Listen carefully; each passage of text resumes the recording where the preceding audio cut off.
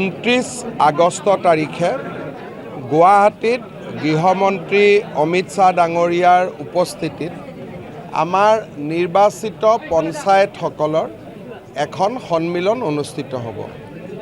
সেই দিশৰ পৰা আজি আমি দৰং জিলা আৰু কামৰূপ জিলাৰ কাৰ্যকৰ্তাসকলৰ লগত পঞ্চায়ত অধিৱেশনখন সফল কৰাৰ ওপৰত আলোচনা কৰোঁ। দ্বিতীয়তে 8 ছেপ্টেম্বৰ তাৰিখে প্ৰধানমন্ত্ৰী নৰেন্দ্ৰ মোদী ডাঙৰীয়া মঙলদৈলৈ আহিব। Mangaldai medical college, Guwahati ring road আৰু নাৰেংগী কৰোৱাৰ মাজত নিৰ্মাণ হ'বলগীয়া ব্ৰহ্মপুত্ৰৰ দলংখনৰ আধাৰশিলা স্থাপন কৰিব।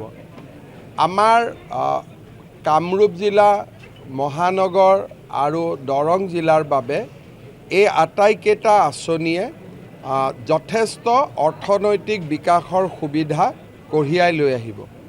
সভাখন সাফল্যমণ্ডিত কৰাৰ বাবে আজি আমি ওদালগুৰি জিলা, তামুলপুৰ জিলা, কামৰূপ জিলা আৰু দৰং জিলাৰ ভাৰতীয় জনতা পাৰ্টিৰ কাৰ্যকৰ্তাসকলৰ সৈতে আলোচনা কৰোঁ।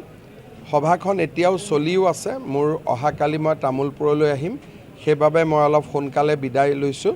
সভাখন শেষৰ পিছত দিলীপ শইকীয়া ডাঙৰীয়াই আপোনালোকক বিস্তাৰভাৱে ব্যাখ্যা কৰিব পাৰিব।